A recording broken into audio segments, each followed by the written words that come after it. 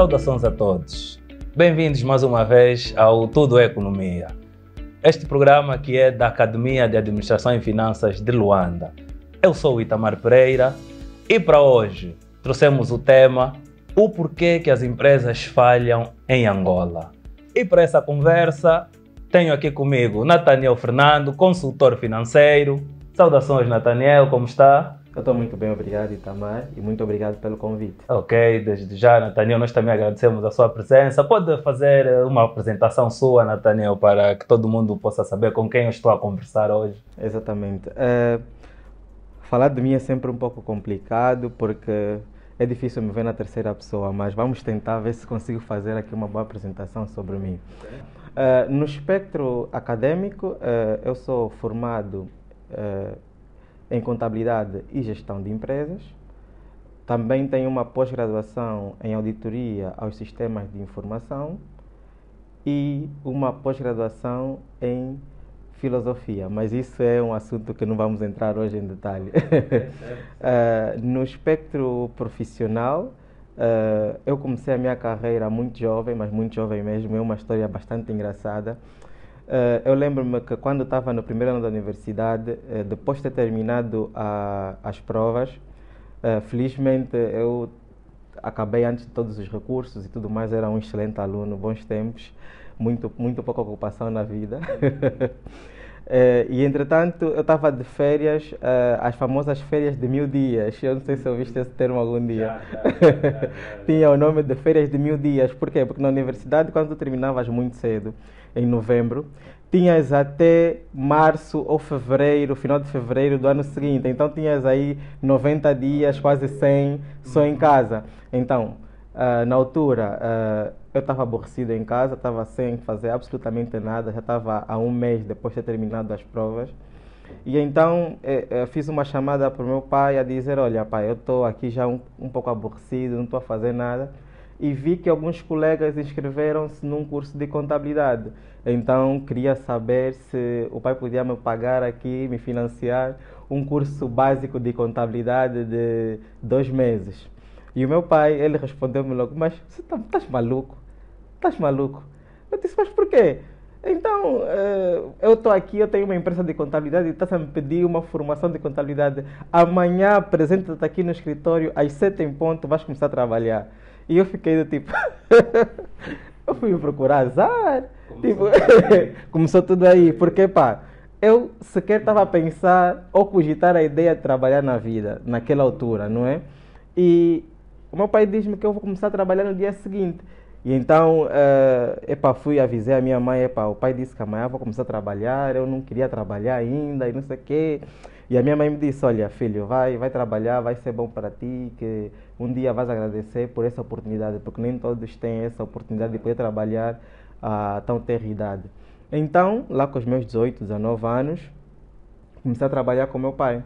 O meu pai é empresário, ele tem empresas de transporte, educação, contabilidade. E então eu fui para lá e fui apresentado ao mundo empresarial em primeira mão. E daí comecei a minha carreira, comecei a aprender muito. Eu digo que o que eu sou hoje profissionalmente foi muito por contributo do primeiro emprego que tive e da formação que o meu pai me deu logo nos meus primeiros dias de trabalho. O meu pai é muito rigoroso, é muito intenso, não é daquele tipo de pessoas fáceis de lidar, mas quando se compreende é das melhores pessoas que poderão conhecer. Então eu comecei a minha atividade laboral em 2014, já fazem 10 anos. Volvidos 2 anos, após ter terminado a universidade, tive a honra de ter terminado como um dos melhores alunos da universidade e a Deloitte estava a recrutar os melhores alunos da universidade na altura. E surgiu uma oportunidade de ser entrevistado por alguém da Deloitte. Fiz as entrevistas, passei. E tive que comunicar ao meu pai que... É o patrão. É o pai, já não é o pai, é a pessoa do patrão. Já tem uma relação do patrão. Os 15, desde 15 dias, 30 dias ou cessaste de imediato? Não, deu os 30 dias. Deu os 30 dias? Sim. tive que comunicar ao meu pai a dizer que pá, eu queria seguir um outro caminho. Ele tinha preparado tudo para que eu fosse o seu sucessor na empresa dele e que eu o auxiliasse a fazer crescer a empresa e a chegar noutros patamares e tudo mais. Mas, entretanto, na altura, eu entendi que eu precisava sair da saia do pai, das calças do pai, das calças da mãe. Eu precisava experimentar o mundo. Precisava aprender com outras pessoas, outros profissionais e ver como é que eu podia me movimentar num mundo em que não tivesse um pai para dizer como poder se guiar. Então, tive a missão difícil de lhe transmitir que não queria continuar naquele período com ele, porque queria experimentar outras experiências profissionais. Então, eu fui para... Exatamente, exatamente. A Deloitte, eu digo que, além da escola que tive com o meu pai, foi a segunda melhor escola de vida profissional que eu tive. Os profissionais da Deloitte são muito exigentes também, mas eu já estava preparado porque já tinha um background com meu pai e o que eu pude ver é a busca constante pela excelência naquelas pessoas com que eu trabalhei. Elas não se contentavam com pouco, elas estavam sempre à procura da excelência. Se já chegaste no 100, epá, vamos ver se encontramos um 200, um 300, até chegar a 1000 ou ao infinito. Então, foi uma demonstração de procura constante com a excelência e daí eu comecei a aprender o serviço de consultoria e auditoria para servir para a área financeira. E como os anos foram se passando, eu entrei como assistente júnior de consultoria para serviços financeiros, mais para o ramo bancário. E depois também tive participações em projetos de auditoria, porque na altura ainda existia essa possibilidade de o fazer. E fui fazendo a minha carreira na Deloitte. Alguns anos depois, surgiu uma outra oportunidade e passei para a Ernst Young, também uma das Big Four. E na Ernst Young trabalhei apenas como auditor externo. E esta minha passagem na Ernst Young, também eu digo que foi exatamente uma grande escola uma grande escola profissional, foi aonde eu realmente encontrei aquilo que é o conhecimento do que é crítico para as empresas. E nós éramos muitas vezes colocados à prova, porque às vezes as pessoas olham para o trabalho da auditoria e pensam que eles estão aqui a vir para apontar dedos, e muitas das vezes não é essa a percepção que se deve ter do trabalho da auditoria, porque ao invés de apontar dedos, nós estamos a tentar procurar as melhores soluções para certificar as contas de uma determinada instituição. Então, daí é que parte o meu conhecimento profundo de empresas, porque existia um trabalho muito interessante que quem é auditor deve saber, que é a análise de imparidade. O que é a análise de imparidade? É perceber a probabilidade de um crédito não ser pago. Então, tu entras aí numa componente muito técnica em que vais ter que analisar planos de negócios, vais ter que analisar a probabilidade de default de uma certa operação, vais ter que fazer análises macroeconômicas, análise de business plans, análise históricas, looking forward e toda uma conjuntura que vai impactar no desenvolvimento de uma determinada empresa para perceber se ela vai ter capacidade para reembolsar a instituição financeira que lhe fez o crédito. Então, neste tipo de análise, tu nunca vais chegar ao teu cliente e dizer, olha, eu entendo que o risco dessa empresa não te pagar um determinado crédito é, por exemplo, uma percentagem de 90%. Tu não podes chegar e afirmar essa taxa do nada. Tens que ter bases sólidas. Exatamente. Tu tens que ter bases muito sólidas, tens que ter um conhecimento muito profundo, seja do mercado, seja dos próprios rastros financeiros daquela empresa e também de como é que a empresa tem se comportado nos últimos 3, 4, 5 anos. Então, tu tens que fazer uma análise que te dê o conforto de questionar e confrontar a gestão de que aquela empresa poderá trazer um risco de incumprimento de crédito. Então foi aí que começou a minha paixão por realmente conhecer a empresa, como é que elas funcionam e como é que de alguma forma nós poderíamos encontrar soluções para catapultar a empresa e ter uma performance melhor dali para frente. E isso também claramente com as instituições financeiras que têm esse trabalho, tem equipas excelentes da área de risco que acabam também por auxiliar as empresas a dinamizar as suas empresas de formas a encontrarem soluções financeiras que os façam crescer, pagar as suas responsabilidades para com os bancos e daí tornar um ambiente de transacional muito melhor e fazer com que a empresa tenha efetivamente sucesso. Então, basicamente foi aí que foi o cerne da minha experiência como profissional e uns anos depois eu decidi sair das Big Four e passar para as instituições financeiras, onde trabalho atualmente como auditor. Então, basicamente, essa é a minha experiência profissional. Tem sido uma jornada de bastante aprendizado. Eu digo sempre que eu ainda tenho muitos anos pela frente, já lá se foram 10, e desses 10 anos eu posso dizer com muito orgulho que já fiz muita coisa, ajudei muita gente, muitas empresas, e hoje já olho para trás e consigo afirmar categoricamente que estou no caminho certo e estou a fazer aquilo que era suposto para o bem do nosso país e das empresas que nós conseguimos apoiar. Ok, muito bom. Obrigado, Nathaniel. Então, isso quer dizer que estamos diante de um especialista, não é? Temos aqui um consultor de mão cheia, não é? Pá, eu não diria que sou especialista, mas eu diria que tenho como é que eu posso dizer? Eu tenho a oportunidade de ter a experiência necessária para auxiliar quem precisa. Quem precisa, Sim, né? Ok, sim. então é um consultor experiente em gestão financeira. Sim, gestão financeira, business plans e também auditoria, sim. Ok, certamente. Bem, obrigado, Nathaniel, mais uma vez, não é? Bem, para hoje, como eu já disse no início do programa, não é? Nós vamos falar sobre alguns motivos que fazem as empresas falharem em Angola, não é? Tanto motivos internos como motivos externos. E como todos já vimos, temos aqui um convidado calejado na matéria, alguém que vai falar das coisas com propriedade. Certo, não é, Nathaniel? Exatamente, exatamente. Eu digo que a minha experiência com empresas, tendo um pai empresário, eu acabei por nunca ser desassociado do que um empresário passa nas condições que nos encontramos aqui em Angola. E as empresas do meu pai têm mais de 20 anos de existência e se ele continua até hoje é porque é possível e não seria ter vivido desse exemplo, não tenho aqui como não dizer que não é possível. Mas, entretanto, ser empresário aqui na nossa realidade é realmente um desafio que não é para todos, mas os escolhidos, os capazes e aqueles que arriscam têm sempre muitas dificuldades.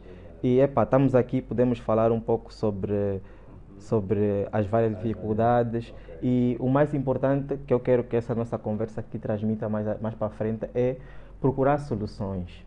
Muitas vezes nós queremos apenas dizer que temos o constrangimento A, B, C e D, mas nunca procuramos soluções. Quais são as soluções para as dificuldades que os empresários aqui em Angola têm? Bem, Nathaniel, assim nós podemos dizer de alguma forma que o sucesso de uma empresa é bom não só para o dono, como é bom para os colaboradores, para os fornecedores e para a sociedade de forma geral, não é? E gostaria muito aqui também de dizer que as empresas, não é, são parte daquilo que se chama o sistema econômico, não é? E sabemos que dentro do sistema econômico existem o setor financeiro, o setor de agronegócios, o setor mineiro, o setor de oil and gas, o setor produtivo e o setor extrativo, que é o oil and gas, não é? Bem, com base nisso, Nathaniel, conseguimos fazer aqui um overview rápido de cada um desses pontos? Podemos fazer sim um overview sobre esses pontos e como eles interagem na economia, não é? Nós percebemos que a economia basicamente é a gestão dos recursos escassos. Os recursos que são escassos são os recursos que nós, como seres humanos, em sociedade, utilizamos para a nossa vivência. Entretanto, se nós precisamos de combustível para abastecer o carro é para nos mover de um local para o outro. Se vamos de um local para o outro, por exemplo, se eu trabalho num banco, preciso do carro para me mover.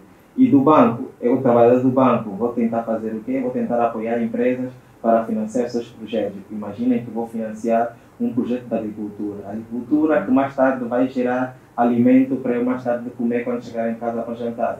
Então, essa combinação de sociedade, essa combinação dos setores, acaba por criar um ecossistema em que nós todos estamos inseridos.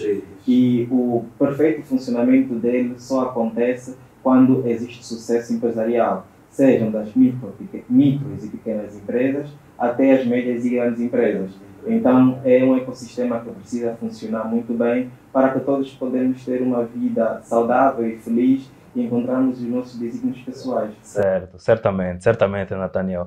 Mas é bom também que a gente tenha aqui alguns dados no meio dessa nossa conversa, porque eu estive a analisar alguns dados do INAPEM, não é? E consegui notar que o INAPEM tem mais ou menos 61 mil empresas registradas, e dessas 61, o ano passado, 60% dessas empresas declararam falência.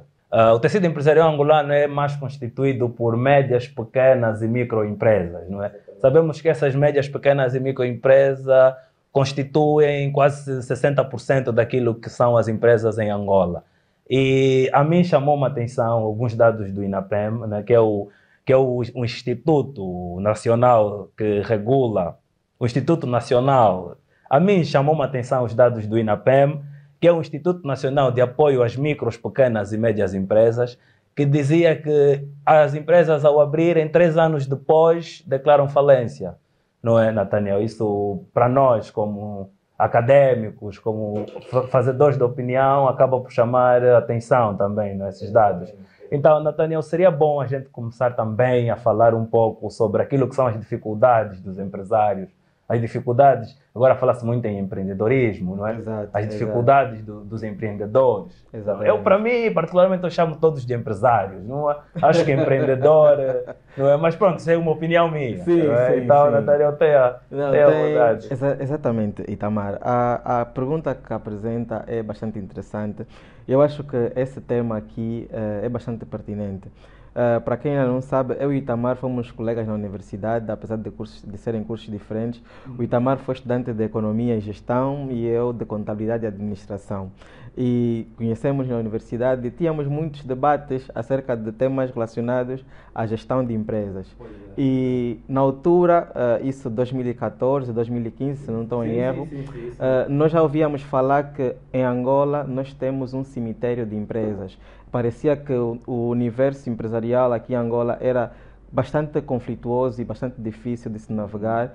E, é uma situação que deixa-nos a todos muito tristes, porque o insucesso dessas empresas prejudica muito mais a nossa economia e como nós chegaremos a tão desejada diversificação da economia. Então, é um dado que o INAPEM apresenta, é um dado triste, é um dado que nos desafia-nos a nós como empresários, como consultores, como académicos, a encontrar soluções. Mas antes de encontrar soluções, nós temos que perceber quais são os problemas, efetivamente identificar quais são as causas desses problemas, para depois trabalhar nas soluções adequadas para cada um dos problemas. E então eu apresentaria aqui o problema inicial. O problema inicial que temos aqui é em termos de capacitação das pessoas. Os próprios gestores em si, eles precisam de muita capacitação. Muitas vezes a ideia de gestão é muito esquecida no ambiente empresarial. Ou seja, muitas microempresas são criadas porque alguém teve uma ideia de negócio. Mas essa pessoa que teve a ideia de negócio não é um gestor. É alguém que, por exemplo, tem um talento incrível para construir mesas, vamos dizer assim. Ele tem talento, ele é um marceneiro, é um microempreendedor. Eu não queria entrar na discussão de... Era essa a nossa discussão. Era eu não queria chegar. Mas pronto, vamos continuar. Por exemplo, né, um marceneiro que faz essas mesas e cadeiras de forma muito excelente, ele é muito bom a fazer isso. E ele entende que é ele que deve ser o gestor sem ter sequer nenhum skills para catapultar a sua empresa e garantir que a empresa rume o ciclo de crescimento que é o desejado. Isso é tirar um pouco aquela ideia do eu sou o dono, eu tenho a ideia e devo ser o gestor, não é? É tirar esse chip da nossa mente. Não é? Então, o primeiro constrangimento que eu identifico que acaba por afetar muitas empresas começa logo pela gestão de empresas. As pessoas muitas vezes não conseguem admitir a si mesmas que não são bons gestores. Não têm esse skills de gestão. Então, o que é normal. O que é normal, porque nem todo mundo nasceu com skills de gestão. Eu uma vez perguntei ao meu pai o que era necessário para ser um bom gestor, um bom líder. E ele me disse, existem componentes inatas, mas a maior parte das componentes são adquiridas. Vais aprendendo com o tempo, com as experiências e também estudando. Então, o que se vê atualmente é que muitos gestores, muitos empresários, empreendedores, o que quiserem chamar, eles acabam por ter uma ideia de negócio e são eles a executar, mas eles se esquecem sempre da componente de gestão e o constante aprendizado. E muitas vezes negam-se facilmente a admitir a si mesmos que não são bons gestores, não têm esse skills de gestão. E quando se negam a isso, muito facilmente eles não vão ou à procura de conhecimento ou identificar alguém próximo para os auxiliar com a gestão das suas empresas. Então acabam por cometer erros financeiros esses sejam até os mais básicos, que são quando investir para fazer crescer o negócio, como é que vai gerir o seu fluxo de caixa, a relação com fornecedores, misturar as finanças pessoais com as finanças da empresa. Tu vês aqui um exemplo muito bom que é, os mamadus aqui conseguem ter várias lojas e ser bem sucedidos, mas se um angolano abre uma loja, tu vês que a loja não dura muito tempo e acaba por fechar, porque tem essa gestão.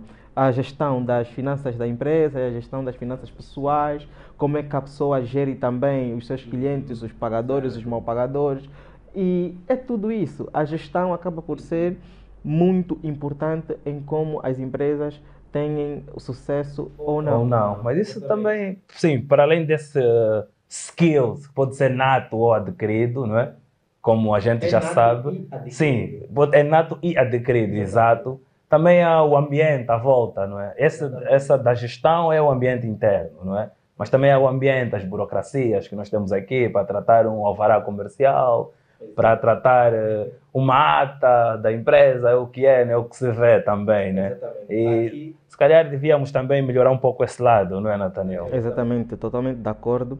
E aqui já saímos um pouco da questão da falha em termos de gestão interna na instituição e passamos para as causas exógenas, ou seja, externas à própria gestão. E das causas externas à instituição, existem um conjunto de constrangimentos que são muito específicos daqui de Angola, são muito específicos. Mencionou agora a burocracia e a dificuldade que se tem em formalizar processos, em documentar processos, em legalizar a empresa, até para conseguir um alvará comercial. Itamar, se calhar também tem uma empresa, certo? Quanto tempo Itamar demorou para conseguir o seu alvará, toda a documentação necessária para fazer funcionar? Quanto tempo? Olha, eu particularmente, agora estou na pele de entrevistado, né? Agora pronto, na pele de entrevistado agora, olha, eu particularmente abri em 3 semanas. 3 semanas? Eu particularmente, sem sair de casa, em momento algum fui ter, olha, eu abri no guichê único, pelo site, em momento algum fui até o guichê, resolvi tudo pelo site. Nessa parte eu concordo, não aturei filas, não aturei enchentes, fiz tudo pelo site e custou-me por volta de 11 a 12 mil kwanzas. Exatamente. Para constituir a empresa, não é? Depois sim. A questão depois vem a questão do alvará comercial. Tudo isso para mim foi um processo, né, que teve que seguir os padrões, como cada instituição tem os seus padrões, tem os seus procedimentos e até o momento sem estresse.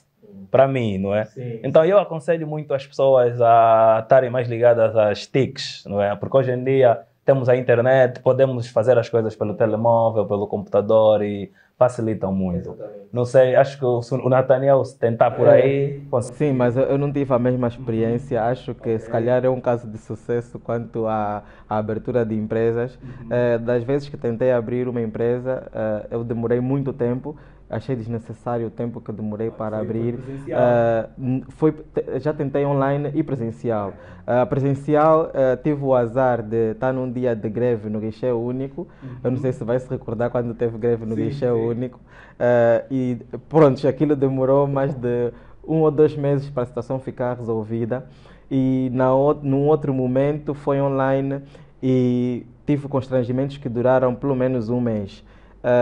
Eu acho que um mês para constituir uma empresa, e muita gente se calhar já passou pelo mesmo, porque enquanto eu estava com a dificuldade, eu fui partilhando com outros empresários, outros microempreendedores que também tentavam abrir as suas empresas, se estavam até os mesmos constrangimentos que eu ou não. Olha, acho que faltou um enter, ou nesse dia a internet não estava boa na vossa zona. Se calhar eu, particularmente, eu não tive essa questão. Eu acho que assim, se calhar foi o nosso azar de que o processo que era para ser descomplicado, na altura em que tentamos abrir, estava complicado e burocrático, e isso já impacta de alguma forma até a nossa própria atividade, que estávamos a tentar sair de uma microempresa que era uma coisa mais unipessoal para formalizar e depois para passar para a esfera jurídica e para a esfera de contribuição de impostos e tudo mais. Então, foi um constrangimento desnecessário, porque atualmente, na minha perspectiva, uma semana seria suficiente para abrir uma empresa e tê-la a funcionar. Isso seria o suficiente, claramente desde que se cumpra com todos os requisitos e procedimentos legais que são aplicáveis ao desiderato. Porque também há aquela questão dos nomes, das empresas, se já existe há que se verificar. Então, há um processo à volta disso, não é? Mas agora, entrando um pouco mais naquilo que é o funcionamento da empresa, não é, Nathaniel? Quais são os constrangimentos, por exemplo, na obtenção de um financiamento bancário? Não é? Porque isso também é importante, porque as empresas, para funcionarem, precisam ter dinheiro, né? Precisam ter caixa, precisam ter dinheiro no banco, precisam ter dinheiro em caixa, né? Também há alguns constrangimentos com relação a isso. Exatamente. Antes de responder diretamente à sua questão, eu queria que fizéssemos aqui uma pequena reflexão. Angola é um país novo. Isso significa muita coisa. Angola tem menos de 100 anos de existência, se calhar até menos de 50. Estamos no 49º aniversário da independência, certo? Não estou errado. Nós sequer temos 50 anos de existência como de independência, né? Independência. Sim, claro. E, entretanto, quando adquirimos a independência, no processo perderam-se muitas empresas, grandes, médias e pequenas, e foi necessário, ou ainda está a ser necessário, a reconstrução da cultura de empreendedorismo e empresariado, nesse caso, para não vamos entrar aí em atritos. Exato. E então, o que acontece?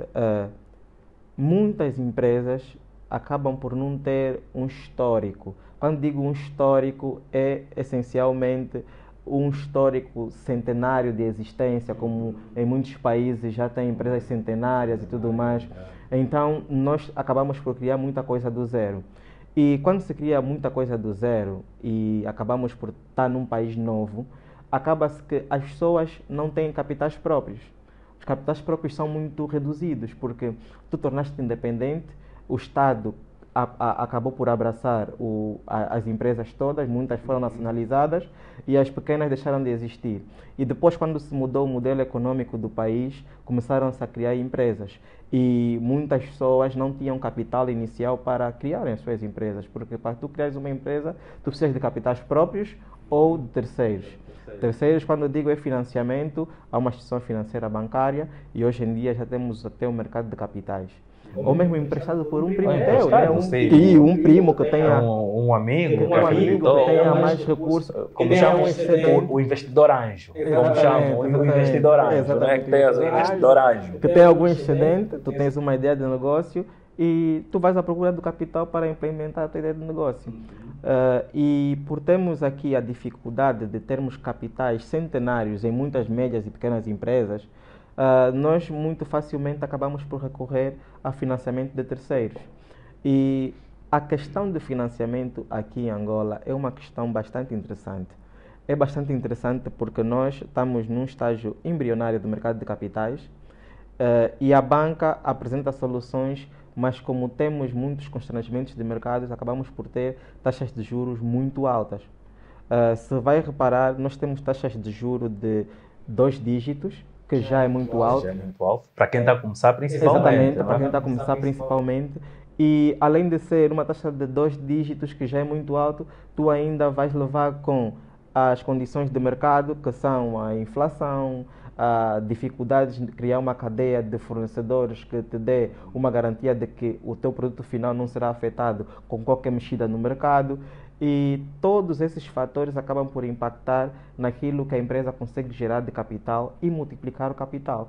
Por quê? Porque quando tu vais te financiar a uma taxa muito elevada, tu tens 2 patrões. Tu tens o primeiro patrão, que é o teu credor, é o teu financiador, o banco neste caso, e depois tens o outro patrão, que é a empresa. A empresa em si também é o teu patrão. Então, na gestão desta relação... Vamos desmistificar isso. O teu patrão sendo o banco, como o teu financiador, e a empresa. Eu, como dono, como é que a empresa é o meu patrão? Acho que todo mundo quer saber isso, não é? Exatamente. Quando digo patrão, são as entidades que vão comer de ti ou tirar de ti mais fluxo financeiro. Ou seja, a empresa em si, dependendo do modelo de negócio, tu vais precisar sempre de fornecedores. Se precisares de fornecedores, vais ter que pagar esses fornecedores. É um ciclo de caixa. Se precisares de pessoas que vão te ajudar a trabalhar na tua instituição, vais precisar de colaboradores, empregados. Tu vais precisar pagar esses empregados. Então é mais uma saída de fluxo de caixa. Tu vais precisar pagar o Estado, nesse caso a AGT. Então é mais um fluxo de caixa que vai sair em nome da empresa. E também vais precisar pagar o banco do crédito que te fez. Então tu tens patrões que vão te tirar fluxo de caixa e só depois de tudo isso estiver pago é que sobra o lucro para o dono. Então antes do dono, o dono tem 2 patrões, que é a empresa em si, com os seus diferenciados fluxos de caixa, e a instituição financeira que está a fazer o financiamento do projeto. Sim. E aqui, só mais ainda para acrescentar um pouco sobre aqui o financiamento, eu estava a dizer que nós temos ainda um mercado de capitais muito embrionário. E noutras realidades, o que já se observa são pelo menos 2 a 3 layers de bolsa de valores. Com isso eu quero dizer o quê? Atualmente nós temos, se não estou em erro, 5 empresas ou 4 empresas cotadas na bolsa de valores. Vamos ter mais uma daqui a instantes. Daqui a vamos ter mais uma empresa cotada e nós conseguimos verificar que são empresas sempre grandes. E o setor da frente é o setor financeiro que está na bolsa. Temos o Banco Caixa, temos o Banco BAE. Para o ano teremos o Banco Standard Bank, o BFA, teremos o BFA também, temos a ENSA, que é uma seguradora, e também agora a Bodiva. Então todas as empresas são do setor financeiro. Se conseguimos aqui observar acho que não, a CREP também. A CREP não entrou, porque não atingiu o limite mínimo. Exatamente, sim. Aqui nós estamos a começar algo que poderá ser determinante para os financiamentos das empresas. Que nós sempre vemos essas histórias bonitas nos Estados Unidos da América, de que uma empresa que começou numa garagem e depois torna-se numa multinacional, multimilionária. Então as pessoas muitas vezes não percebem como é que isso aconteceu, porque não foi só o sistema financeiro bancário a financiar essas empresas. Existem bolsas de seguro. O sistema financeiro bancário. Exatamente. O comum. Exatamente. O sistema financeiro bancário comum. Exatamente. Com as suas burocracias, limitações, exatamente. O sistema financeiro que não financia os curiosos. Exatamente. Não acredita no sonho, Eu não diria isso, porque aqui em Angola, especificamente os bancos, eu penso que fazem um excelente trabalho em financiar muitos projetos bons, mas as condições macroeconômicas são tão agressivas e acaba por matar mesmo muitas empresas, infelizmente. Porque se fosse... Eu gostaria muito que fizessem um exercício, que vão olhar para as contas financeiras dos bancos e analisem, fazem um somatório da imparidade ao longo dos anos. para perceberem o quanto de dinheiro foi escoado em projetos que não deram certo. Eu acho que podiam tentar fazer essa comparação. Fica Ou aqui seja, esse o banco financiou, deu o crédito e as pessoas depois não pagaram de volta. O crédito mal parado, exatamente. Que também aqui em Angola nós temos uma taxa média de crédito mal parado muito elevada. Se não estou em erro, está à volta de 30%. Ou seja, de 100% dos créditos que são concedidos às empresas, apenas regressam aos bancos 70, não é? E os 30 perdem-se Mas estávamos a falar um pouco sobre as bolsas. Exatamente. Olha, Itamar, se tu me deixares aqui, eu falo por 3 dias. Não, mas isso pode nos render uma dissertação. Exatamente. Não é? Então é bom que a gente fale um pouco de tudo. Exatamente. Voltando para as bolsas. Aqui nós temos atualmente a Bodiva, que acaba por estar a auxiliar muito na transacionabilidade do mercado de capitais. Temos o regulador, a CMC, que também ainda sequer tem 20 anos de existência, também é nova, mas a evolução do mercado de capitais poderá ser a solução para o financiamento das empresas, porque noutras realidades existem layers para as bolsas de valores, ou seja, tu tens a bolsa de valores que acabam por ser layers... Vamos descomplicar a economia. Vou dizer níveis de bolsa de valores. Ou seja, eu vou dizer a bolsa de valores de primeira, que lá transaciona-se obrigações e ações de grandes empresas e do Estado. Grandes empresas, elas têm um conjunto de requisitos muito mais exigentes, ou seja, a documentação processual, até os próprios prospectos para apresentação ao mercado e tudo mais, é muito rigoroso. Mas depois tens as bolsas do layer abaixo, do nível abaixo, que acabam por ser menos exigentes, mas é claro, tem sempre um conjunto de regras para aquele nível e que auxilia, tem que ser regulamentado claramente, tem que ter uma definição do que é necessário para estarem em compliance legalmente, mas são bolsas de um nível inferior e com menos exigências, e que as médias e pequenas empresas, as startups, podem aparecer para se financiarem. Tu vês que alguém abre uma empresa num quintal e a empresa é uma ideia de negócio excelente, e eu vou dar um exemplo de como isso pode ser aplicável. Tu tens uma ideia de negócio extremamente excelente que tu não tens, o banco não quer arriscar, o banco olha para o negócio e ele diz, o negócio é bom, a ideia é boa, mas eu não tenho histórico da tua empresa, tu nunca geraste fluxos financeiros que me vão garantir que mais para frente vais me pagar o dinheiro e eu não tenho visibilidade de quanto é que vais conseguir vender para dizer que daqui a X anos vais me pagar o meu crédito. E o período de carência aqui normalmente é de 1 a 2 anos. E tem tipo de negócios que o período de carência para um financiamento tem que ser pelo menos 10 anos ou 5 anos. Então, a ideia de existir esse tipo de bolsas para auxiliar esses negócios, essas startups, acabam por ser muito importantes e disruptivas. Eu vou lhe dar um exemplo que eu vi, e às tantas eu não sei como é que anda agora. Aqui em Angola apareceram duas meninas, elas são estudantes, ou eram estudantes na altura, e elas criaram uma máquina que identifica de forma não invasiva a malária. E isso, eu quando vi a notícia, eu fiquei muito feliz, eu fiquei radiante, porque nós sabemos que a África subsaariana, ela sofre de muitas dificuldades com a malária, acaba por ser doenças tropicais, exatamente. E é das doenças que mais matam crianças na África subsaariana.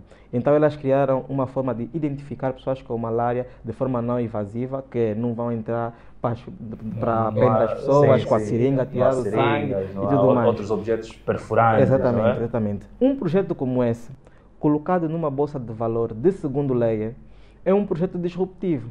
Por quê?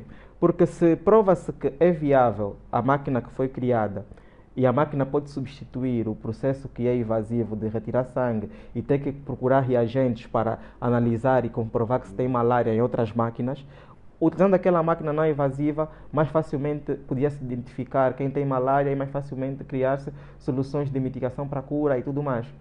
E é um tipo de empresa que é disruptiva. Por quê? Porque tu vais parar de importar reagentes, vais parar de importar as máquinas que estão a vir da China, da Europa, da América. De economias mais evoluídas. De economia mais evoluída. E vai estar a usar uma máquina que vai ser produzida localmente.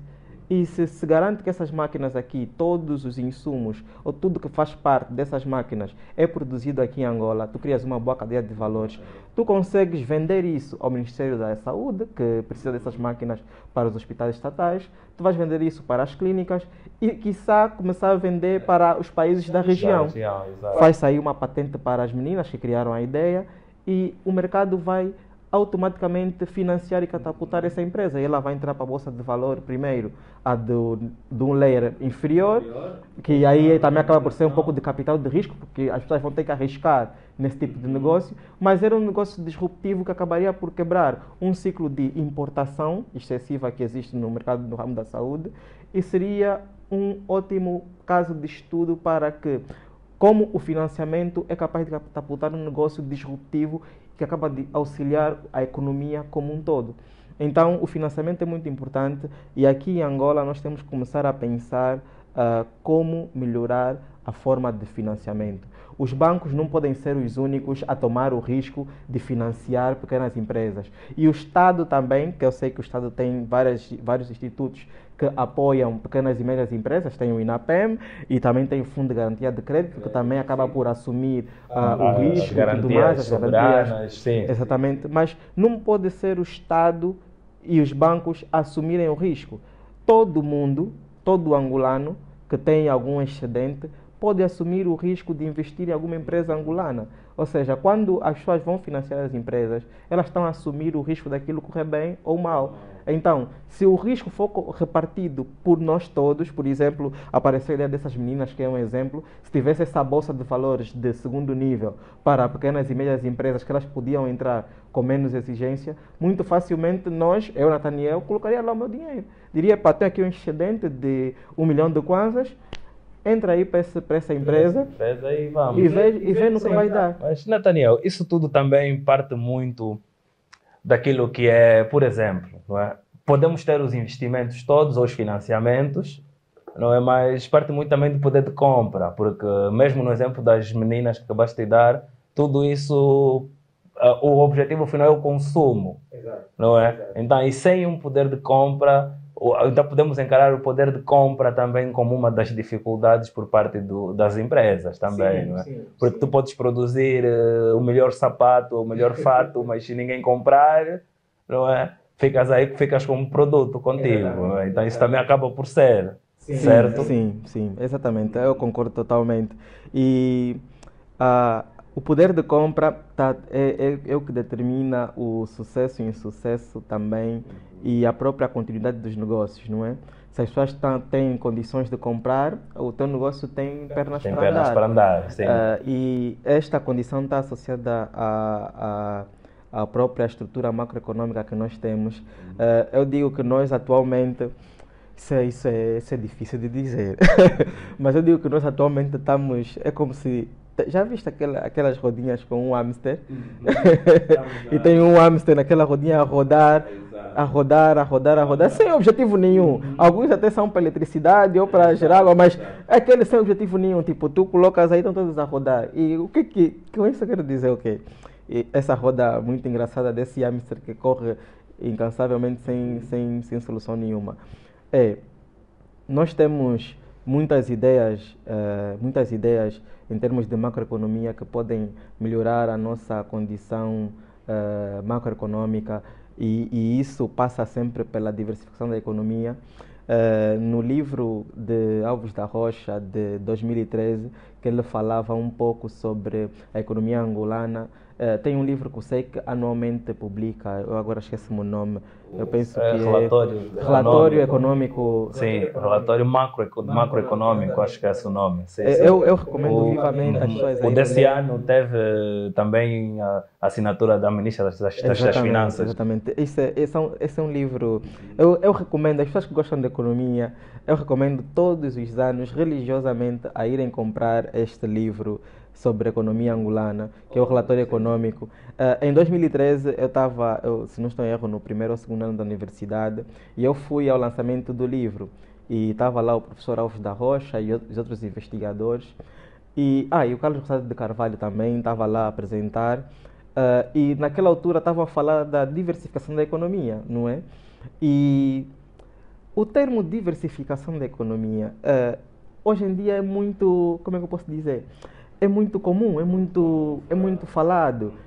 Mas na altura, quando se falava disso, parecia novidade, mas os que estavam a falar, os professores e Carlos Rosado, os académicos, para eles não era novidade, para eles era, parece como se fosse um ralhete de que isso tinha que estar a ser feito. Enquanto as coisas estão Exatamente. Parecia um ralhete, aquele livro sobre uma ralhete a como é que as coisas estavam a funcionar em termos macroeconômicos.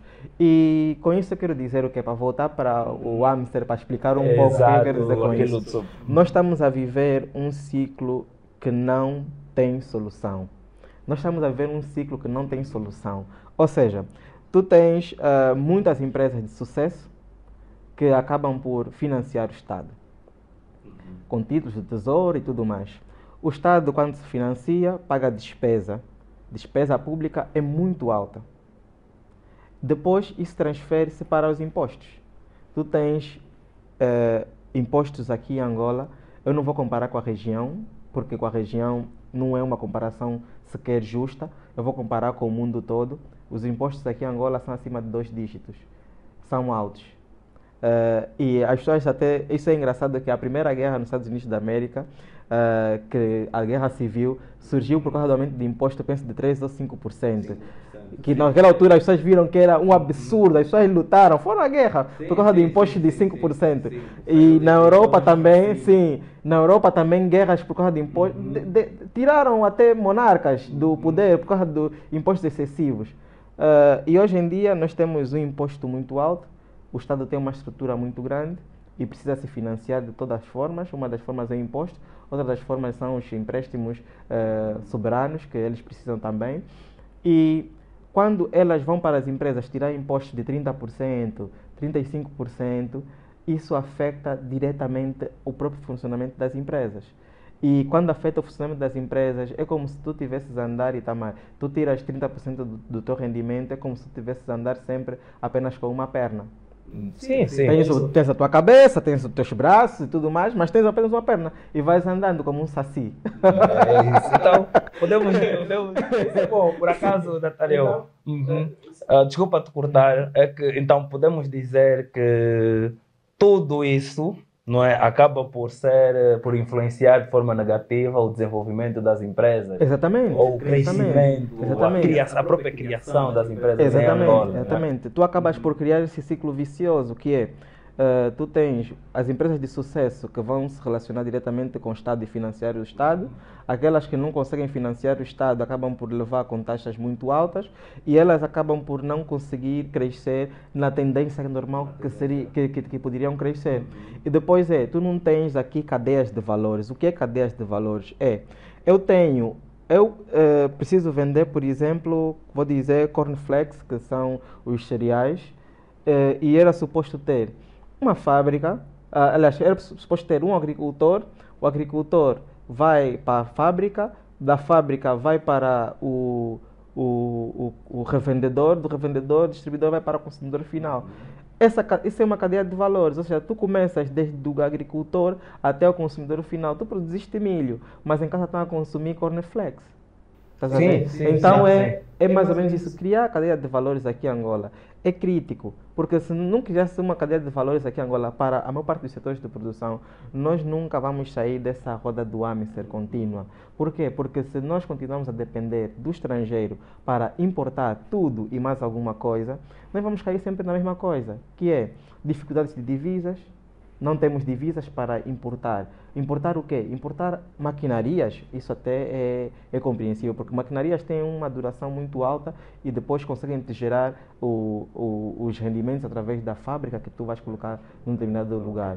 Entretanto, essa cadeia de valor que aqui estamos a referir é extremamente crucial para o sucesso macroeconômico do país, porque nós temos que conseguir garantir o quê? Temos que conseguir garantir que o básico é produzido em Angola. Temos que garantir o quê? Que o circuito de criar uma empresa e procurar quem serão os meus fornecedores, tem que primeiro ser uma solução interna.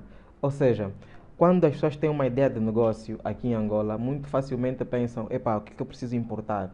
Por quê? Porque imagina que tu precisas de abrir uma empresa de, vou dizer, uma pastelaria. Tu precisas importar muita coisa. Infelizmente, ao invés de estar a produzir aqui localmente, até cimento, você precisa importar o clinker para criar o cimento. Nós temos, acho que temos aqui uma ou duas empresas que produzem o clinker, mas entretanto não é o suficiente para a demanda necessária para todo o país. E se tu tiveres mais empresas nesta cadeia de valor para criar o cimento, tu já conseguirias comatar a necessidade de trazer interna, cimento, exatamente, a necessidade é? de trazer o cimento. E só criando ideias disruptivas que efetivamente têm impacto na cadeia de valor de produção nacional é que o país começará a ver melhorias significativas nas suas condições. Mas, entretanto, da forma que isso está desenhado, parece que nós vamos continuar na mesma corrida de ratos, na mesma roda do hamster, que é o Estado precisa se financiar porque é muito grande. O Estado, para se financiar, prejudica algumas empresas, porque cobra-lhes impostos muito altos, tem poucos alívios, e depois o Estado também cria programas que acabam por não serem implementados na sua totalidade, porque muitas empresas não conseguem sobreviver, e depois tu vais sempre matando cadeias de valores. Essas empresas que estão a morrer, estes 60% que nós falamos aqui no início, são empresas que seriam as criadoras de cadeia de valores. Tu tinhas uma empresa que estava a produzir, por exemplo, agulhas. Tu tinhas uma empresa que pegava, né, ia na siderúrgica que está no Quando Cubango, comprava uns ferritos e o resto e produzia aí agulhas. Tu tinhas empresas que podiam estar nesse microcosmo a produzir alguma coisa e não existem. As empresas morrem. E dar emprego, exatamente. Acima de tudo, dar emprego, gerar riqueza, gerar efetivamente benefício social, para daí começar-se a reduzir o custo de produção e com o custo de produção se reduzir o custo de vida das pessoas. E só aí é que teríamos uma melhoria efetiva na condição macroeconômica do país. Alguém, como, acho que já disseste isso, desculpa te cortar aí também, alguém está sempre a ganhar na economia. Esse é o nosso bora. Mesmo no momento da pior crise, a Covid-19 foi um bom exemplo, da pior crise mundial, tem alguém que está a ganhar. A economia tem sempre alguém a ganhar. Mas aqui em Angola é muito difícil ver quem é que está a ganhar. É muito difícil. Tem alguém. Tem sempre alguém. Mas é muito difícil, porque tens aí 60% das empresas a falirem. Isso é um dado triste, isso é um dado grave, isso é um dado que devia nos preocupar a todos como angolanos e juntos procurar soluções que efetivamente apoiem essas empresas. Os programas, quando eles são criados, seja programas do Estado, seja os programas de empresa, que até têm créditos bonificados, já teve o crédito do PAI, que é o programa Angola Invest, já teve o crédito agora do Setor Real da Economia. Setor Real, Aviso 10. Aviso 10. São créditos e produtos financeiros e apoios ao financiamento a essas empresas, são produtos muito bons, mas muito bons, porque imagina, o Aviso 10 tem a taxa de 7,5%. É uma taxa de um dígito, que eu aqui estava a reclamar que as taxas são altas, são 2. Mas, exatamente, depois alguém come o risco desse negócio. Quem come o risco desse negócio? Quem fica com o risco desse negócio? Agora é o produtor que vai ter que garantir que aquele negócio dá certo. Mas quando o produtor vai para o mercado para tentar implementar a sua ideia, ele tem muitos constrangimentos. Os constrangimentos são esses que já falamos, são os constrangimentos de conseguir bons fornecedores locais que lhe garantem que não vai depender das divisas. E basta que ele comece a depender de divisas para importar alguma coisa, para produzir o que ele precisa, ele já tem um negócio completamente dificultado. Essa dependência do exterior, das políticas monetárias, não é? Da variação cambial, tudo isso que está em volta. E tudo isso vai afetar o seu próprio, a performance da sua própria instituição. Sim. Então, Nathaniel, podemos dizer que elencar ou citar aqui que todos esses pontos que falamos contribuem de alguma forma para o fecho, para o não desenvolvimento, não é? Para o não crescimento das empresas em Angola. Certo? Para as empresas falharem de alguma forma, não é? Que é quase tudo que nós acabamos por citar aqui, que é o acesso, a falta do acesso, a dificuldade no acesso ao crédito, a concorrência de alguma forma não tão justa, não é? Ou as burocracias para poder tratar a própria empresa, coisas do gênero. Exatamente. Mas ainda no meio de tudo isso, nós conseguimos encontrar ou citar algumas soluções, não é, Nathaniel? Sim. Porque nem tudo está mal. Exatamente. Atenção, não é? Então, então estaríamos aqui. Né? Então, nós podemos agora, se calhar, talvez, falar alguma coisa, mas vamos nos focar muito naquilo que as empresas devem fazer, não é? Porque essa é uma variável que nós conseguimos controlar. Né? Exatamente. Dentro da nossa instituição, nós conseguimos controlar essas variáveis. Então, Exatamente. seria bom agora a gente falar um pouco sobre aquilo que as empresas podem fazer para mitigar. Porque os riscos existem sempre, né? Exatamente. Para mitigar esses riscos, não é? Por exemplo, um planeamento financeiro em condições. Nós temos muita dificuldade em não querer contratar um bom gestor. Pensamos que nós somos os tudólogos, né? Nós podemos fazer tudo. Self-made. Os self-made. Eu é que vou buscar o peixe, eu é que vou escamar, eu é que vou embalar, eu é que vou fazer a foto, eu é que vou fazer a publicação, eu é que vou resistir quando os peixes saem e entram, não é? E o ser humano, por natureza, falha. Exatamente. Não é? Então, acho que podemos falar um pouco disso, né, Nathaniel? Sim, agora. Podemos falar sim. As soluções de gestão, elas são feitas como fatos do alfaiate, ou seja, são feitas à medida. Existem microempresas, existem pequenas empresas, grandes empresas, e cada uma das empresas deve adotar um modelo de gestão à sua medida. E o principal ponto que eu aqui vou falar diretamente para os pequenos e microempreendedores, empresários, e não vamos mais falar sobre essa discussão, é a resiliência. Primeira qualidade que todo gestor, líder e empresário tem que ter aqui em Angola é a resiliência. Isso lhe vai dar uma visão diferenciada para as adversidades do mercado, porque as adversidades vão sempre existir, Itamar. Mesmo no mercado mais desenvolvido, no mercado maduro que apresentam-se noutras geografias, eles acabam sempre por também beber um pouco de outros tipos de risco, outros tipos de constrangimento e situações. Então, a resiliência os tornará primeiramente capaz internamente, de os possibilitar parar, sentar, refletir e buscar soluções para continuar com a sua ideia de negócio e continuar com o seu investimento. Então, eu diria, primeiro, parte da pessoa, internamente ser resiliente. Estás e agora cansado, não desiste, senta, descansa, pensa que avança. dia Né? seguinte tem mais uma luta para ser travada, mais uma batalha. E daí passamos para os pontos mais técnicos. Os pontos mais técnicos que são acadêmicos e que nós aprendemos bem na nossa casa, que é a Universidade Católica de Angola. Os pontos mais técnicos, eu vou falar primeiro de microgestão de empresas. A microgestão de empresas, ela deve ter-se muito cuidado, que é daí onde sai uma boa percentagem das empresas que vão à falência. Por quê? Porque na microgestão toma-se em falha muito facilmente aquilo que é pessoal e o que é da empresa.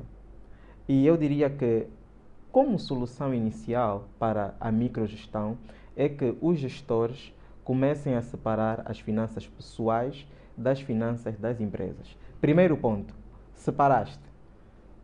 Saiba identificar o que é que tu precisas para produzir. Quando eu digo saiba identificar, é saber o custo exato.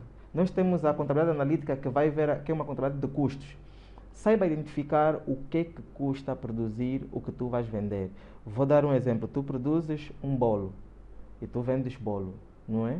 Tu precisas de leite, tu precisas de açúcar, ovos, farinha, trigos, a forma, Exatamente. gás. Exatamente. Tu precisas também se tiveres uma máquina, precisas de uma máquina e tudo mais para bater o bolo para depois vender, certo? Precisas de tudo isso.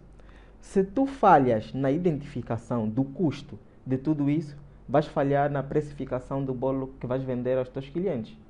E se falhares, podes num dia vender 50 bolos, mas o teu custo de produção, se foi superior ao valor que tu precificaste para vender, o teu negócio já faliu. Fizeste bolos excelentes, conseguiste bons clientes que te pagaram o bolo, mas tu vês, epá, estou sempre sem dinheiro. Onde é que está o dinheiro? O dinheiro vai para onde?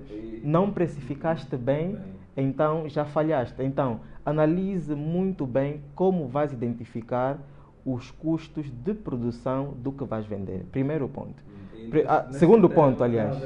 Nesse ponto da precificação, nós aqui em Angola temos muito hábito de dobrar o preço, não é? Por exemplo, se eu comprei a 100, se eu vender a 200, para mim é o lucro, não é? Para nós aqui é isso, sem contar que não é só o facto, não é o preço de venda e menos o preço de compra que nos dá o lucro. Há muita coisa envolvente naquilo que é a nossa precificação, não é? Tem esses custos todos que o Nathaniel está acabando de dizer e vai continuar, pode continuar, Nathaniel. Exatamente, e obrigado por poder dar essa nota, porque acabei por ser um pouco simplista naquilo que eu estava a explicar sobre a precificação.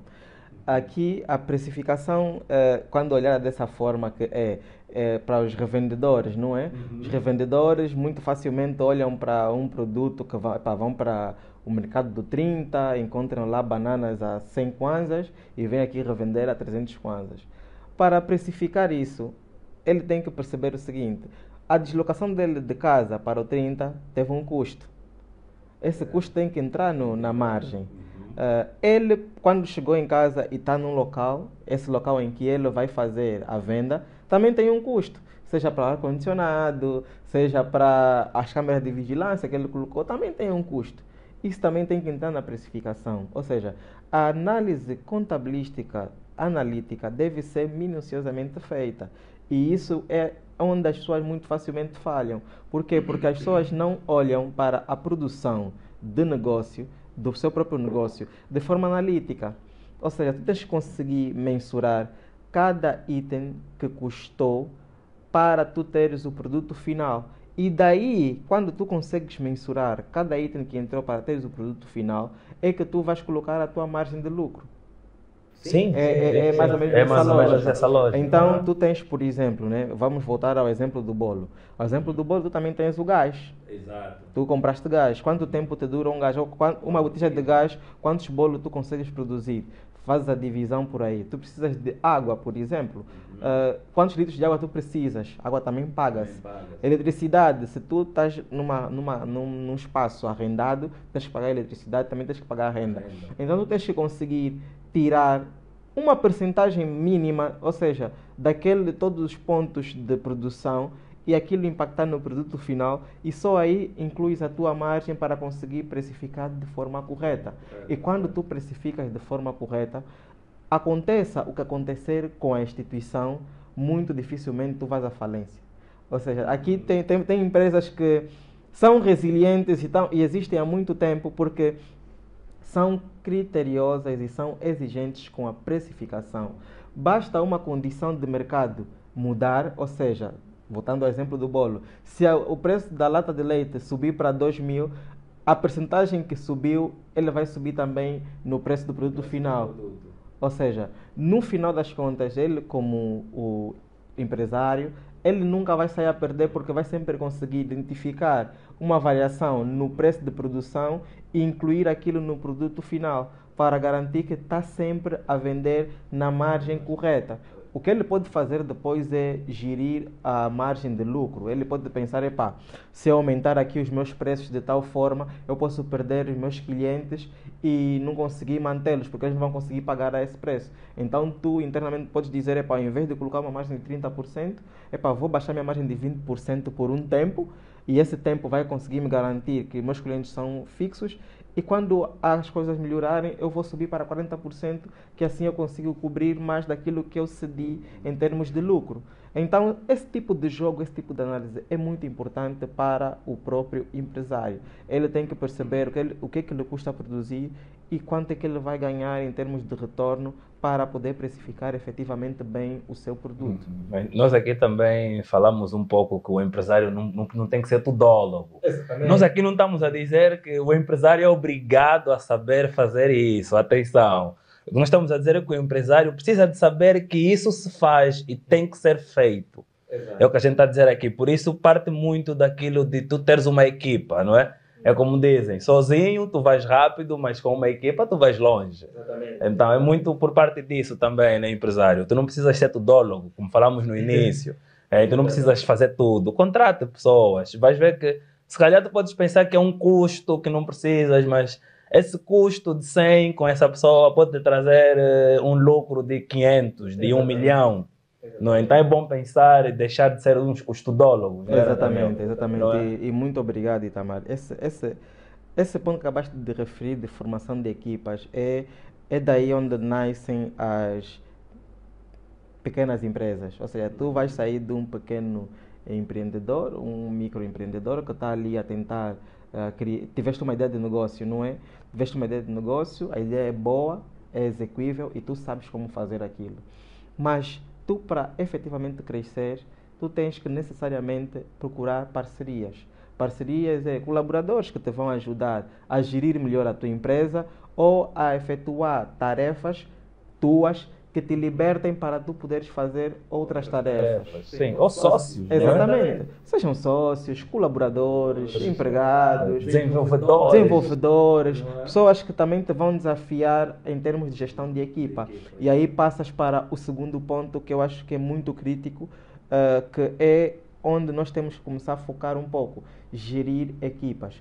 A gestão de equipas deve e sempre, isso é muito importante, Itamar, e sempre deve partir da seguinte base: se a equipa falhar, a empresa falha. Ou seja, se tu pegares na tua equipa e colocá-los como meios instrumentos para chegares a teus objetivos, para enriqueceres, dar chicotes, demitir, ser agressivo e não saber guiá-los e demonstrar-los a visão que tu tens para a empresa, muito facilmente eles não vão partilhar da mesma visão que tu. E quando a tua equipa não partilha da mesma visão que tu, muito facilmente eles fogem do trilho e acabam por sabotar a tua própria empresa. Eu não sei se o Itamar já foi a um restaurante em que apareceu um garçom e disse assim: olha, se quiseres, eu posso te dar aqui um gin tônico assim por fora, me garante que são mais 3.000 kwanzas ou 5.000 kwanzas. Esse garçom, o que ele está a fazer? Ele está completamente desalinhado à visão do empresário, dono do restaurante, e está a sair do trilho. Está insatisfeito de alguma forma, não tem abertura para comunicar a sua insatisfação e acaba por procurar alternativas para conseguir se satisfazer. Então, a gestão de equipa deve ser uma das coisas que vai garantir, é das coisas mais importantes para garantir o sucesso de uma determinada instituição. Os gestores têm que naturalmente ser líderes para conseguirem transmitir a visão para os seus colaboradores. Quando o colaborador sente que eu saí do ponto A para o ponto B, estando com este líder, eu vejo que essa empresa pode crescer. Ou seja, se num ano, por exemplo, né, eu estava a ganhar, por exemplo, 100.000 kwanzas, quando estava a trabalhar com este gestor, e nós vendíamos 10 bolos por mês. E dessa gestão, 100.000 kwanzas por mês, é para eu conseguir comprar as minhas coisinhas em casa. Mas a visão que ele me passa é que nós conseguimos vender 200, 300 bolos. E com o tempo, nós chegamos nos 300 bolos e eu vejo que eu já não estou com 100.000 kwanzas, estou a receber 200.000 kwanzas. Eu digo, poças, eu realmente tenho aonde ir com esta equipa. E eu consigo ver o negócio a crescer. Quanto mais esforço e dedicação eu coloco no negócio desse gestor, mais facilmente eu também consigo crescer profissionalmente. Um exemplo que eu vi de liderança, que eu gostei muito, é um exemplo um pouco fora daqui da curva do que estamos a falar, mas é um exemplo bom de liderança que eu vi nos últimos tempos. Eu não sei se tu acompanhas a RRPL. Antigamente, tinhas o proprietário da instituição, o Fly Squad, a fazer tudo. Ele também fazia a apresentação de todos os programas, até da Batalha dos 9. Mas depois de um tempo, ele capacitou alguém dentro da sua equipa, e esse alguém dentro da equipa dele agora é o apresentador da Batalha dos 9 e também é o apresentador das reações após a batalha. Aquela pessoa que está lá nesse momento, ela sentiu que eu saí de alguém que estava no backstage, que não fazia o serviço de apresentador, agora já faz serviço de apresentador e financeiramente, claramente, deve ter um incremento. Então o líder partilhou a visão com os seus empregados, e os seus empregados viram que daí poderiam também crescer e atingir as suas aspirações. Essa é a forma mais correta de gerir equipas, partilhando a visão da instituição, e depois de partilhares a visão, tu vais ver que a equipa cresce contigo e contigo cresce a empresa. Isso leva a processos, não é? Isso leva-nos a ter processos, não é? Como eu às vezes gosto de falar com o Telmo, por exemplo, não é? O Telmo e o Antônio, eu gosto muito de falar com eles sobre isso, que as instituições devem ter processos, não é? Quando tu entras para um banco, perguntam-te sempre, é cliente particular ou vem em nome de uma empresa?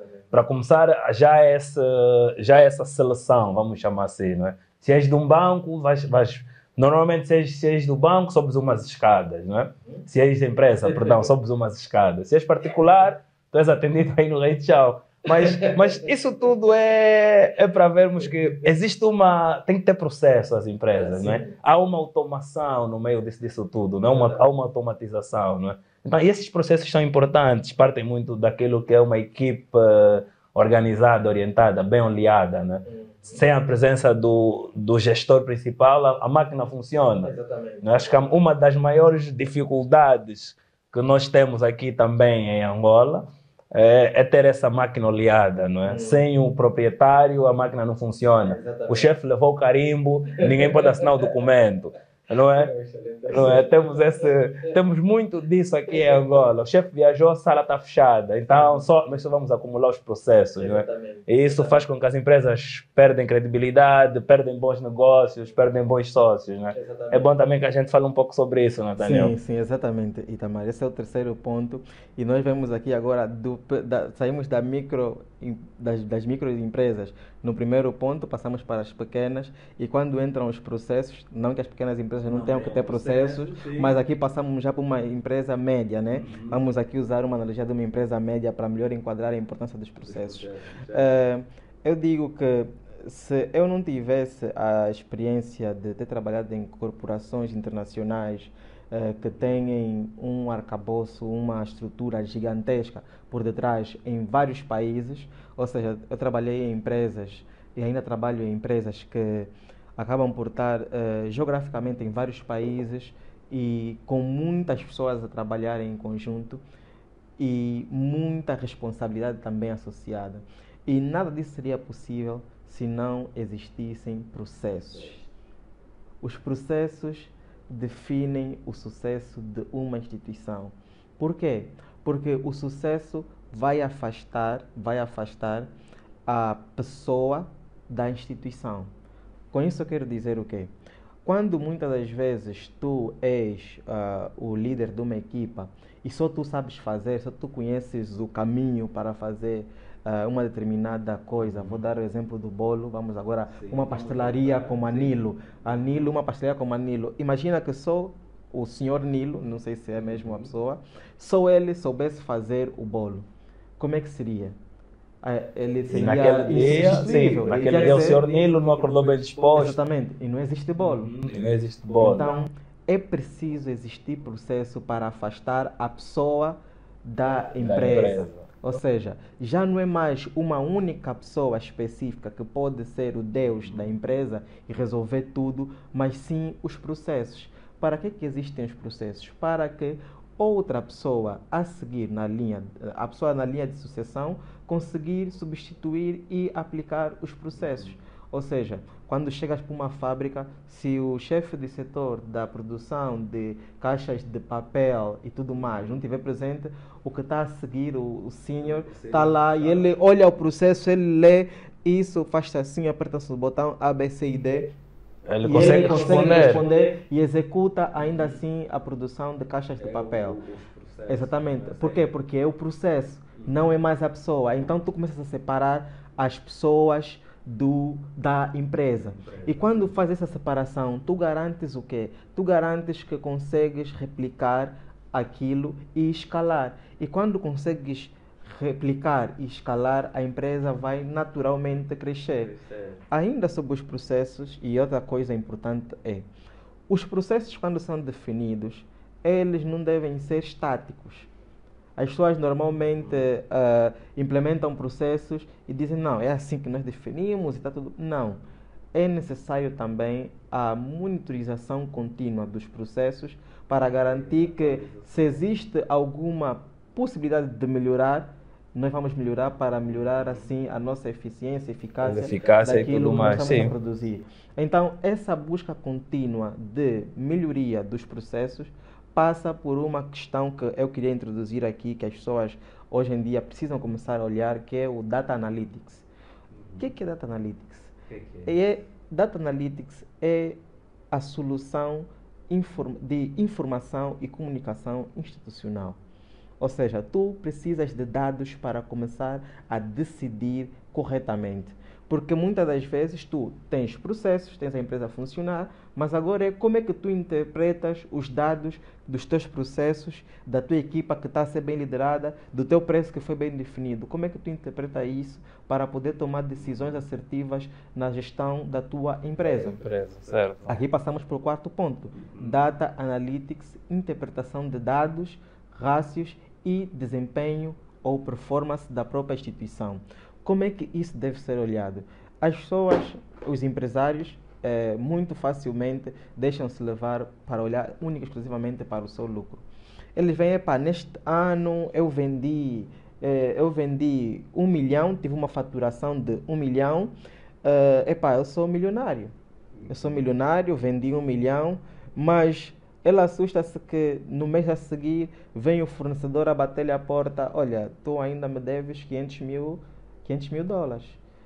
E depois vem logo a seguir o Estado: preciso de 30% desse 1 milhão.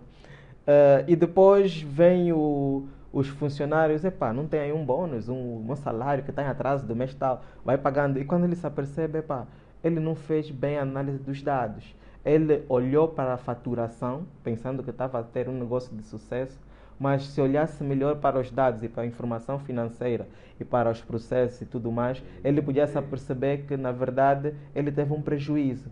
Então, saber analisar os dados, saber como tratar os dados, isso já dentro dos seus próprios processos internos, é extremamente crítico para conseguir se perceber se a empresa está a ter uma performance adequada ou não. Quais são os melhores indicadores de performance que as empresas devem sempre olhar? Não é apenas o resultado, não é apenas o volume de negócio, não é apenas como a empresa se comportou em termos de fluxo de caixa. Não, é necessário olhar para todos os dados em termos de estrutura de financiamento. Se eu estou curto ou longo em termos de financiamento, deve ser comparado também à solvabilidade da própria instituição. Se é uma empresa que, caso aconteça alguma coisa crítica com um dos seus passivos, ela consegue mais facilmente recuperar ou não. E também conseguir garantir bons níveis de liquidez, olhar bem para a liquidez, se é uma empresa líquida ou não, se os seus passivos de curto prazo são comatados com os seus ativos de curto prazo também ou não. Ou seja, é necessário começarmos a olhar para os dados das empresas para conseguirmos garantir que estamos a ter sucesso ou não. Porque se tu não definires bem os critérios de sucesso para a tua empresa com base na análise de dados, tu nunca vais saber onde é que estás. Não vais saber onde é que vais, só vais estar naquela maquinaria, no limbo, eu comprei, eu vendi, eu paguei, agora tenho que pagar o meu fornecedor, agora tenho que fazer aquilo. Agora, se tu parares para analisar os dados, tu até podias negociar com o teu fornecedor. Se tu analisasses do tipo: eu tenho um fluxo de caixa de 30 dias e o meu fornecedor eu tenho que pagar em 15 dias. Então tu sabes que vais sempre estar a dever ao teu fornecedor, ele vai sempre estar atrás de ti. Que tal analisar isso e depois negociar com o teu fornecedor e dizer: olha, o meu fluxo de caixa é de 30 dias, então eu só consigo lhe pagar ou em 45 ou em 60 dias. Por favor, ajuda-me a resolver a situação, mas a garantia que tenho é que te vou pagar. Mas isso conseguiste fazer, analisar o fluxo de caixa para quando vais pagar o fornecedor. Conseguiste fazer com base em quê? Conseguiste fazer com base numa análise de dados. Tu olhaste que o teu, mensalmente entra-te 3 milhões de kwanzas, por exemplo. Então, Nathaniel, isso, desculpa-me lá te cortar, acabam por ser todos esses fatores que não conseguimos estar todos aqui. São muitos. Senão são 24 horas de programa. Nós podíamos ir meses. Acho que podemos ter uma parte 2. Exatamente. Acho que seria bom termos uma parte 2, Nathaniel. Exatamente. Isso tudo acaba por compilando todas essas informações, nós conseguimos ter bons resultados para a empresa, não é? Exatamente. Mas como a gente sabe também, só isso não é suficiente. Nunca. Existem mais coisas Tens que que ser nós... resiliente. Tens que ser muito resiliente acima de tudo, não é? E existem mais coisas. Bem, como o Nathaniel bem disse, né? A resiliência é o fator-chave do sucesso, né? Mas essa resiliência vem acompanhada de outros fatores também, que nós já falamos aqui, não é? Bem, Nathaniel, podemos fazer um resumo de todos esses conselhos e visões que partilhamos aqui, não é? Exatamente. Na vida, eu posso dizer que o sucesso depende muito de como é que tu navegas na diversidade. Nunca podemos esperar que todo o nosso esforço empregado numa atividade, numa empresa, num negócio, vai ter o resultado imediato e o certeiro do sucesso. Não. Muitas vezes também precisamos cair para depois levantar, por isso eu estava a falar muito sobre a resiliência. E é algo extremamente importante, que muitas pessoas hoje em dia deixam-se cair por muito pouco. E acontecer, as coisas vão dar errado. Já dizia Nietzsche, a lei de Murphy, que é tudo que tem para dar de errado, vai dar errado. Sim. Então, mas como é que tu reages quando alguma coisa dá errado? Como é que tu fazes quando alguma coisa dá errado? E depois é a procuração da preparação para conseguir mitigar que os erros que já ocorreram não voltem a ocorrer. E é nessa busca constante de melhoria que se encontra o verdadeiro sucesso, que é cais, sacodes a poeira, levantas e voltas a lutar, e daí vais encontrando sucesso nessa vida de empresariado. E nós falamos aqui de vários pontos muito importantes. Falamos sobre a capacitação, que é muito importante para o gestor, primeiro, como ele mesmo internamente, procurar se capacitar, procurar sempre formar, procurar sempre as melhores formações para garantir que ele tem as habilidades necessárias para fazer o seu negócio ir para frente. As pessoas não podem parar de procurar conhecimento. Conhecimento em gestão, em liderança. Os líderes gestores devem ser os que procuram mais conhecimento dentro da sua instituição. E quando encontram esse conhecimento, os líderes têm que passar para as suas equipas. Isso é transferir conhecimento e sabedoria e transmitir a visão, que é o segundo ponto que falamos sobre a gestão de equipas. Conseguir, o líder, quando vai absorver esse conhecimento, é como se fosse uma esponja. E depois ele mesmo pega nessa esponja e vai espremer esse conhecimento para molhar as outras esponjas, que é a sua equipa. O processo todo. Depois, passamos agora para o processo, que é daí conseguir criar processos internos que substituam as pessoas, ou seja, a empresa torna-se uma instituição e não as pessoas. A empresa tem que se separar muito bem, não substituir as pessoas, porque as pessoas é que fazem a empresa, mas é garantir que as pessoas, se uma faltar, a empresa tem processo suficiente para que a outra possa dar cobertura e conseguir manter a atividade da empresa. E depois conseguir, no final, analisar os dados de produtividade, de performance da própria instituição, e aí conseguirá observar o sucesso. Os fatores exógenos, externos à instituição, que impactam positivo ou negativamente, eles sempre vão existir. Mas os líderes e gestores devem estar sempre um passo à frente, devem buscar sempre a preparação. Um exemplo que existe, por exemplo, no mercado das pescas. Tem um período do ano em que o Ministério das Pescas diz: cessem a pescada de carapau, porque tudo mais. Tu, se és um líder desse tipo de negócio e tu estás nesse ramo, tu, com esta informação, tu já tens que ter um plano B, tens que ter um plano C, para conseguir dar uma curva à situação que te foi imposta, porque é inevitável. O carapau precisa de um tempo para se reproduzir e tudo mais, então o pescado vai cessar, o Ministério determinou. Como é que vais fazer se tu tens um navio que precisa de peixe para pescar e vender, para fazer o negócio andar? Então tu tens que conseguir procurar soluções neste período. O líder tem que se preparar para esse tipo de momento. As pessoas têm que se preparar sempre para o pior, para o próximo passo, identificar muito bem os riscos do negócio e tudo aquilo que pode impactar a performance da instituição, para mais facilmente conseguir agir na adversidade. Um exemplo de resiliência que se observou nos últimos tempos foi no período da Covid. Muitas pessoas no período da Covid foram tão resilientes que conseguiram fazer com que os seus negócios não fechassem. Antes, pelo contrário, os negócios cresceram no tempo da Covid. Mesmo com as circunstâncias que se apresentavam, os negócios ainda assim conseguiram se manter em pé. Alguns que tinham um impacto mais direto não sobreviveram, mas outros que também tinham um impacto conseguiram se reajustar para continuar a trabalhar. Um exemplo engraçado, sabias? Um exemplo, eu gosto desses exemplos assim, que as pessoas conseguem... Mais reais, né? Exemplos mais reais, mais próximos. O Calado do Show tinha as quartas quentes, e todo mundo sabia que as quartas quentes eram presenciais, num restaurante qualquer, e ele tinha lá o seu negócio. Mas no tempo da Covid fecharam todas as instituições, as pessoas estavam em casa. O Calado do Show começou a fazer as quartas quentes por via Instagram. As pessoas iam lá e pagavam ainda assim, ele colocou lá o IBAN e pagava ainda assim. E ele naquele período conseguiu manter o sustento da sua família, da sua instituição, da sua empresa, porque ele tem uma empresa. Então, isso é um exemplo de como é que, mesmo na diversidade, tu consegues navegar e procurar uma solução. A resiliência, o planeamento, a gestão, não é? A calma também, é importante. Saber que guerra entrar, que guerra não entrar, né?